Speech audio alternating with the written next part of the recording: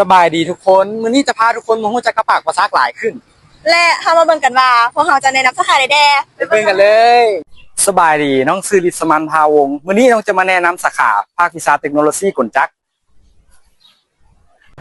และสำหรับภาควิชาเทคโนโลยีรถยนต์ของพวกเขาบ่เพียงแต่ได้เรียนทฤษฎีพวกเขายังได้ลงตัวจริงอีกด้วย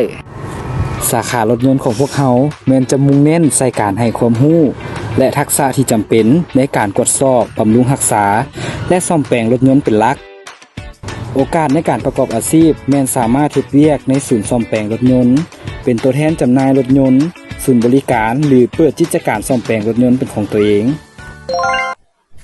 สบายดีน้องมิสวานางแสงดาวอาสมพูมื้อนี้จะมาแนะนำสาขาการท่องเที่ยวและการโรงแรมและเฮามาเบิ่งกันว่าพวกเขาได้ลงตัวจริงกันได้ใดแน่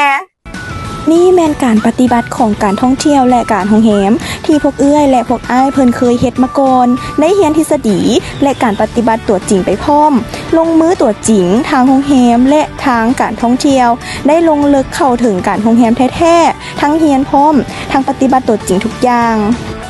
และเฮามาฟังความคิดเห็นของรุ่นอ้ายที่จบจากปากประซักนี้ไปแล้วสวัสดีอ้ายน้องขอสัมภาษณ์ได้บ่อ้ายชื่อหยังชื่ออานนท์เจ้าอ้ายคิดว่าเป็นหยังการโรงแรมและการท่องเที่ยวนั้นจึงน่าเรียนเจ้าการโรงแรมและการท่องเที่ยวเนาะน่าเรียนก็คือตัวนี้เขาจะได้ความรู้หลายเนาะเกี่ยวกับ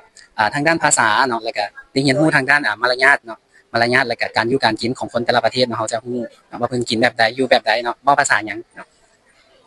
โดยและเขามีวิธีเชิญชวนสำหรับคนที่อยากเปิดใจเรียนสาขานี้เจ้าสำหรับน้องๆที่กำลังจะจบใหม่เนาะหรือว่าน้องๆที่ยังบ่ทันได้เรียนเนาะอ้ายก็อยากเชิญชวนน้องๆเนาะให้มาเรียนสาขานี้กันหลายๆเนาะเพราะว่าสาขานี้เนาะเป็นสาขาที่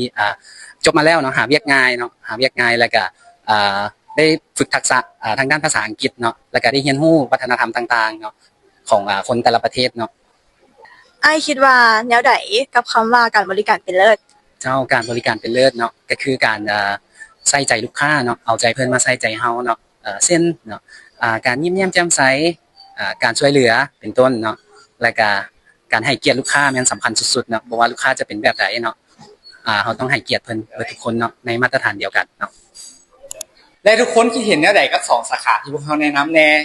หรือสนใจสาขาใดสามารถติดต่อได้ทั้งรูปนี้ได้เลยอย่าลืมมาเรียนกันเลยค่ะ